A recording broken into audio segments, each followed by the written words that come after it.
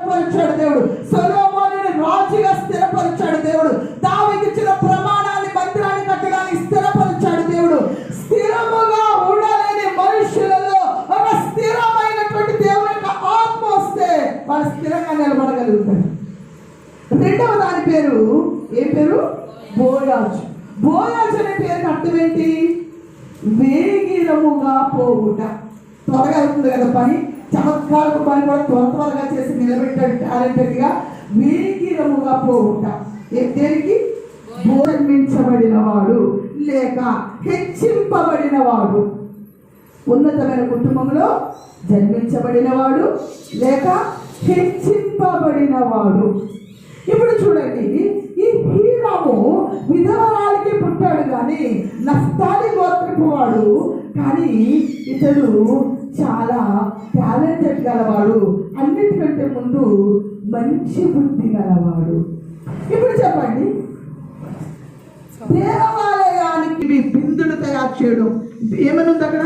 బిందెలు, చాటలు, గిన్నెలు, ఇవన్నీ ఇక చాలా చాలా వైద్యాలు చేయించినప్పుడు ఇక తుయ్యడానికి కష్టంగా ఉంది. తోకానికి మించిపోయాయి పనిముట్లు, ఇత్తడి తయారు చేసే విధానం, తయారు చేసి అక్కడ సమకూర్చుతున్నవి ఎత్తు వేయడానికి మించిపోయాయి. దేవుడు మన జీవితంలో ఏం చేయాలన్నా అది చాలా ఎత్తుగా ఊహించినట్టుగా ఉంటుంది. కొలత వేయలేకపోయారు అక్కడ వాటిని. అలాగే అబ్రహాముకి ఆశీర్వదించినప్పుడు భూమి వేయలేకపోయింది. మన జీవితంలో దేవుడు ఒక కార్యం చేయాలన్నా, దాన్ని స్థిరపరచాలన్నా భూమి మోయలేనంతగా, ప్రజలందరూ ఇక ఆశ్చర్యపోయే మధ్యపోయేంతగా దేవుడు కార్యం చేయగలడు. కానీ ఎప్పుడు పూర్ణ మనస్సు. హీరాము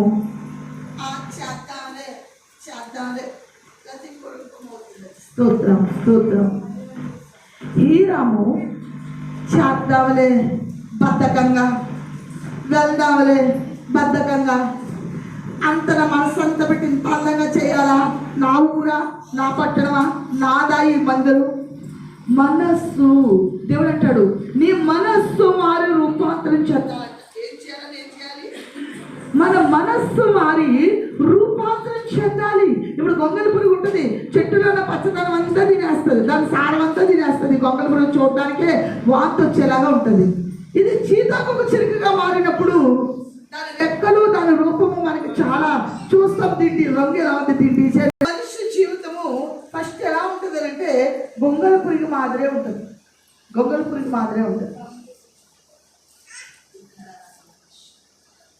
పురుగు మాదిరిగా ఉన్నటువంటి మన స్వభావాలు, మన మనస్తత్వ శాస్త్రం, మన బుద్ధి, మన గుణగణాలు గొంగళి పురుగు రీతిలుగా ఉన్న మన జీవితము మనస్సు మారి రూపాంతరము చెందాలి అని దేవుడు చెప్తా ఉన్నాడు. రూపాంతర అనుభవం మనకున్నదా?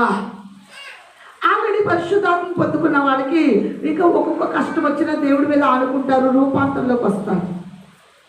రూపాంతర అనుభవం అంటే ఎలా ఉంటుంది అంటే, మనుషులు ఉన్నా లేకపోయినా దేవుని కొరకు దేవునికి చేస్తున్నాము. ఇప్పుడు మేము ఒక చోటికి ప్రార్థనకి పిలువబడ్డాం. సిడిఓ గారి ఇల్లది కాకినాడ. ఆ ప్రార్థన మేము కూర్చున్నాం, ప్రార్థన చేస్తున్నాం. ఇప్పుడు సిడిఓ గారికి చాలా బిజీ ఉంది, మీరు ప్రేర్ చేస్తూ ఉండండి అమ్మని వెళ్ళిపోయారు కంగారు. ఇప్పుడు మనస్సు మారి రూపాంతరం పొందినటువంటి వాళ్ళు ఎలా ఉంటారు?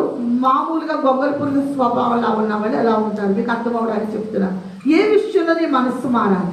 ప్రతి విషయంలో మార్పు చెందాలి. ప్రతి విషయంలో మన మనస్సు మారాలి. ఇప్పుడు చెప్పండి, సీడీఓ గారు వచ్చే వరకు ఆయన కంగారు వెళ్ళిపోయారు కదా, శుభ్రంగా ఏసీ ఆన్ చేసుకుని కూర్చుని ఇదే ఒక పని దేవుడి మీకు అప్పగించేదాన్ని మందిరంలో.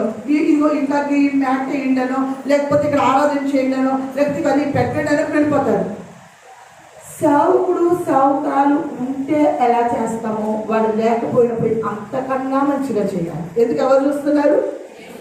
దేవుడు చూస్తున్నాడు. ఇప్పుడు చాలాసార్లు డ్రైవింగ్ చేసే వాళ్ళు ఉంటారు కదా, వీళ్ళు ఏం చేస్తూ ఉంటారు అంటే, ఈ యజమాని వచ్చినప్పుడు మామూలుగా కట్టేస్తూ ఉంటారు. ఈ యజమాని తన ఆఫీస్ వర్క్లో ఉన్నప్పుడు వచ్చే వరకు ఏసీ వేసుకుని పడుకునే వాళ్ళు ఉంటారు కార్లో. అది ఇంట్లో ఏసీ ఉండదు, కరెక్ట్ కార్ ఏసీ ఆఫ్ చేయరు.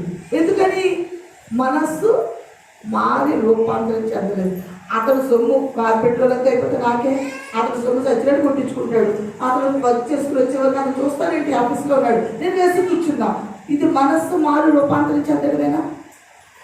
ఇది జస్ట్ ఉదాహరణకి మాత్రం చెప్తున్నాను. నీ మనస్సు మారి రూపాంతరం చెందడం అంటే నువ్వు ఇంట్లో దేవుని దగ్గర ఉన్నప్పుడు ఎలా ఉంటావో, నువ్వు మనుషుల దగ్గర ఎలా ఉన్నావు, బయటికి వెళ్ళినప్పుడు